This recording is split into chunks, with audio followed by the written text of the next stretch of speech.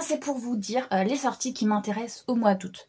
Comme vous devez le savoir, j'ai hésité à faire cette vidéo parce qu'il y a peu de sorties au mois de juillet et au mois d'août, surtout au mois d'août justement, parce que c'est le moment où très clairement en édition on prend une grosse pause. Sauf que, eh bien, il y a quand même quelques sorties qui vont arriver, surtout vers la fin du mois d'août, parce que commence la rentrée littéraire. Il y aura un gros rush, on sait tous, au mois de septembre, où on va avoir full de sorties, on ne saura plus où donner de la tête.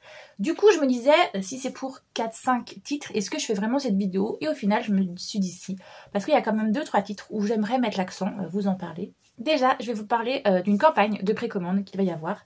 Il va y avoir FVST qui en sort encore un titre en précommande. Ça s'appelle Shine, c'est une romance MM. On est, si je ne me trompe pas, sur un gars qui est plutôt populaire, plutôt rayonnant et qui va plutôt tomber amoureux d'un gars qui, pour lui, c'est un peu spécial parce qu'il ne veut absolument pas visiblement que ça se sache. J'en sais pas trop plus au niveau du résumé. Si je comprends bien au niveau des âges, on est plutôt sur du young adulte que de l'adulte, de ce que j'en ai compris au niveau du résumé. Mais je vous avoue que c'est du FVST et en général, je fonce tête baissée, je ne regarde même pas le résumé. Pour vous dire, hein, j'ai acheté moi la précommande sans regarder le résumé. J'ai regardé à peu près ce qu'elle en disait sur ses réseaux, juste pour vous expliquer à peu près où on en était. Mais moi, à chaque fois, c'est avec Fred, c'est j'achète, j'achète, j'achète. Donc voilà, je vous mettrai en barre d'infos si vous voulez. C'est du 21 juillet, je crois, au 24 août. Donc voilà, vous avez encore un peu de temps si vous voulez participer à cette campagne de précommande. Elle fait un brochet qui est magnifiquement illustré et elle fait aussi un collector qui lui, du coup, alors le brochet est illustré avec les personnages et le collector, lui, il est illustré mais avec plutôt des objets. Donc voilà, vous aurez ces deux versions-là si vous voulez les précommander, vous pourrez. Et je vous garantis que comme je vous ai dit, moi c'est déjà fait, j'ai déjà commandé mon pack Nachos. En plus tous les packs ils ont des noms de bouffe, c'est trop chouette. Je le récupérerai dans un moment je pense parce que je l'ai pris à récupérer, à réceptionner à la Icon. Je vais y aller avec Cynthia donc du coup je récupérerai là-bas sur place, comme ça m'évite de payer des frais de port et puis ça me permettra aussi d'aller voir Fred à ce moment-là. Sinon au niveau des sorties comme d'habitude il y a quelques mangas qui vont sortir, on va avoir L'amour est dans le thé, le tome 8. On est sur l'histoire d'une jeune fille qui d'une jeune fille qui est fiancée je crois, mais elle va se rendre compte que son fiancé est assez conservateur et tout. Quand il parle du futur après le mariage, il lui dit qu'elle va rester à la maison, s'occuper de lui, tout. Et au final, elle se rend compte qu'elle n'aura plus le droit de faire de carrière, elle n'aura plus le droit de vivre en dehors d'être femme au foyer. Et ce n'est pas du tout ce qu'elle veut, donc du coup, elle va partir de la grande ville, elle va retourner dans sa petite ville natale, là où son frère, normalement, est censé entretenir la plantation de thé de leur famille, mais elle va vite se rendre compte sur place que ce n'est pas lui qui entretient le tout, que lui, il est enfermé dans sa maison à écrire son bouquin, et que même sa propre fille, il ne s'en occupe pas. C'est le gérant qui va plutôt être là et s'occuper à la fois de la gamine et à la fois de la plantation de thé. Et petit à petit, justement, ces deux opposés vont s'intéresser l'un à l'autre et on va voir leur romance à tous les deux. Donc c'est très chouette, on est arrivé au tome 8, la relation est en place. Même si c'est assez dur, justement, à voir une vraie relation, entre guillemets, parce que lui, c'est un gars qui est très très grumpy. Voilà, c'est assez dur. Alors que elle, justement, c'est une jeune fille qui est pleine de doutes, plein de questionnements, et donc du coup c'est vrai que entre ces deux comportements qui sont radicalement opposés, on a très clairement un Grumpy Sunshine, et bien la romance n'est pas toute simple, donc voilà, j'ai très hâte de voir la suite. Donc les premiers titres, je crois que ce que je vous cite sont autour du 20 août, hein, le manga, et là maintenant je vais vous parler du prochain Brittany et Cherry, The Problem with Falling, je crois. Si je me trompe pas, c'est le tome 3 hein, d'une trilogie, où on est sur le problème. Le premier c'était The Problem with Dating, The Problem with Playing, et là du coup c'est The Problem with Falling. Je crois qu'on est sur chaque tome, ce sont des tomes compagnons sur une fratrie, enfin une sororité justement, chaque sœur. Donc on était sur un premier tome avec un Grumpy Sunshine, je crois, sur une jeune femme qui a un café de toutou, et en face il va se monter un restaurant gastro, mais elle, son ex justement c'est le shérif de la ville, donc il fait en sorte qu'elle n'ait pas d'autres relations jusqu'à ce que ce nouveau débarque, et visiblement il va y avoir un fait de dating entre les deux pour que son ex le laisse tranquille. Dans le 3 je crois qu'on est avec une seconde chance, je crois que c'est un joueur de baseball si je me trompe pas, football américain, je sais plus, et du coup elle va devoir l'entraîner ou je sais plus trop ce qui va se passer, mais bref. On est sur pareil un gars qui va être plutôt grumpy, je crois qu'on est genre quelque part reculé, et bien on va avoir une jeune femme, une des sœurs qui va venir chez un gars, et alors je sais pas dans quel contexte exact c'est, mais du coup ça va être un peu en mode colocation forcée, donc proximité forcée, et elle la trouve exaspérante parce qu'elle est trop solaire, elle est trop joyeuse, elle est trop fantasque, alors que lui il est visiblement plutôt voilà, silence, tranquille et, et sauvage.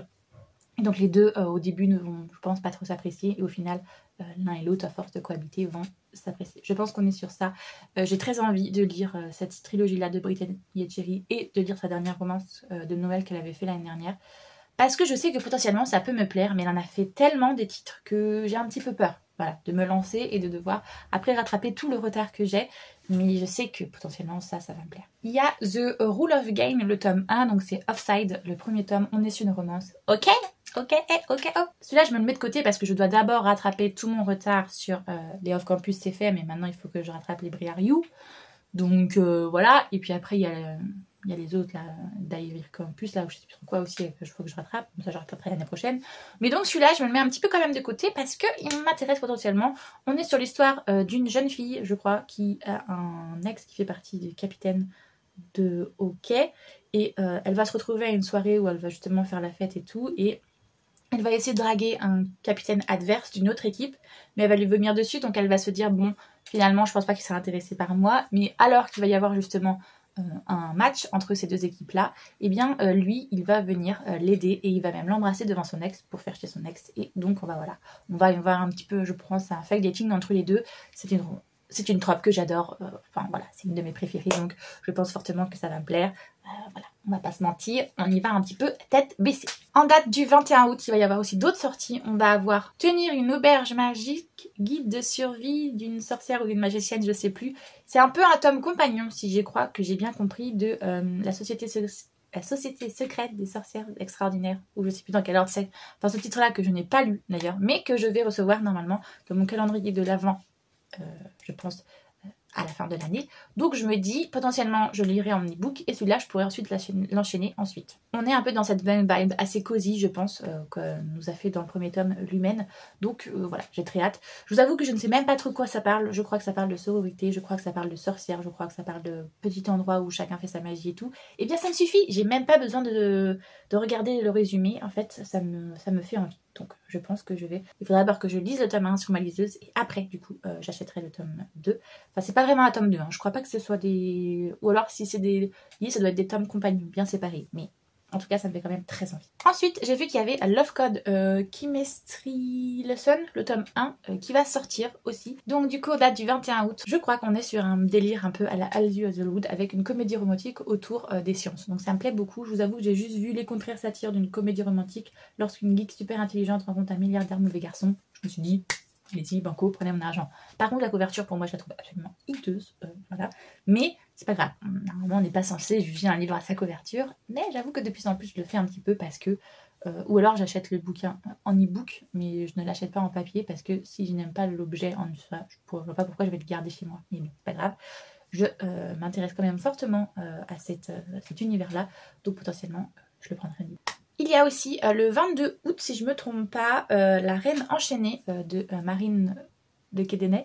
Je ne sais pas comment ça se prononce son nom, hein, je suis désolée, je ne sais pas si c'est Ney ou Né, bref. Il y a son tome 2 qui va sortir, c'est La Reine enchaînée, donc elle en a déjà sorti le tome 1, et là on va avoir le tome 2 qui sort à la fin août. Je sais juste qu'on est sur l'histoire d'un monde où les femmes qui ont de la magie, on le retire parce que j'imagine que c'est pas super bien, à un certain âge, sauf que, eh bien, on va suivre une héroïne qui est la princesse, je crois, héritière, et elle, sa magie n'a pas disparu, ils n'ont pas réussi à la retirer, donc elle va vouloir récupérer son trône, son bien, voilà, je sais juste à peu près ça. Donc je pense qu'on est sur la romantaisie, et je pense que ça va être aussi assez sombre, mais j'en sais pas vraiment plus, je n'ai pas lu encore le tome 1, mais j'ai vu que le tome 2 va sortir à la fin août, donc je me suis dit. Et il y a aussi le 27 août, Oni Lemon Soda, le tome 10 qui va sortir, il va directement dans mon panier, donc voilà. Pour ce manga, on est sur l'histoire d'une jeune fille qui s'est fait harceler quand elle était au collège et malgré le harcèlement, elle ne répondait pas, elle restait un peu statifiée. Donc elle a eu le surnom de Pierre et un après-midi où elle va être dans la rue et que des gens vont se moquer d'elle justement à propos de ce surnom, il y en a un gars qui va passer et qui va lui dire que au lieu d'aller dans un lycée snob, elle ferait mieux d'aller dans son lycée à lui, ou au moins elle pourrait être plus heureuse, entre guillemets, et il va lui dire de toute manière, en effet, tu es bel et bien une pierre, tu es un diamant brut qu'il faut apprendre à tailler. Et donc cette petite déclaration, en gros, entre guillemets, va décider cette jeune fille à aller bel et bien dans ce lycée, et il va la prendre sous son aile, et il va l'aider justement à la sortir un petit peu de sa coquille. Et du coup, on va avoir un petit sojo, une petite romance entre les deux qui va être très slow, vous vous en doutez. Je crois qu'on a le début de la relation, ils se mettent ensemble à partir, je crois, du tome 7. 6-7, donc vous voyez ça met assez de temps à se mettre, et là justement on arrive au tome 10, donc on a le début de la relation qui est en train de se mettre en place et se peaufiner, donc voilà, j'ai très hâte de lire ça pour voir comment ça avance entre deux. Donc voilà, je pense que cette vidéo va être un petit peu plus courte, même si j'ai fait beaucoup de blabla. De toute manière, s'il y a des titres qui vous intéressent, vous aurez les liens en barre d'information, ils sont affiliés, hein, c'est des liens Amazon, donc si vous achetez par ce lien, je touche quelques centimes, hein, on va pas se mentir, je fais pas mon oseille avec, mais bon, voilà, comme ça, vous avez les liens s'il y a des titres qui vous intéressent directement en barre d'infos. Si vous aussi, il y a des titres que vous souhaitez acheter, que vous avez vu passer et que je n'ai pas cités, n'hésitez pas, on peut en parler en commentaire, ou si des titres dont j'ai parlé vous intéressent, n'hésitez pas à commenter. Si vous êtes trop timide pour parler, laissez, je sais pas moi, un petit emoji qui vous rappelle un petit peu l'été, alors un soleil, une petite plage, là, le petit palmier ou tout ça, ou alors tout simplement si vous aussi vous allez pas trop craquer, et bien si vous avez aimé la vidéo, n'hésitez pas à liker, ça aide énormément pour le référencement. Et puis si vous souhaitez voir le reste de mes vidéos, n'hésitez pas à vous abonner. Moi j'espère que tout va bien pour vous, que vous passez un bon moment, que vous faites de bonnes lectures, et je vous fais tout plein de gros bisous.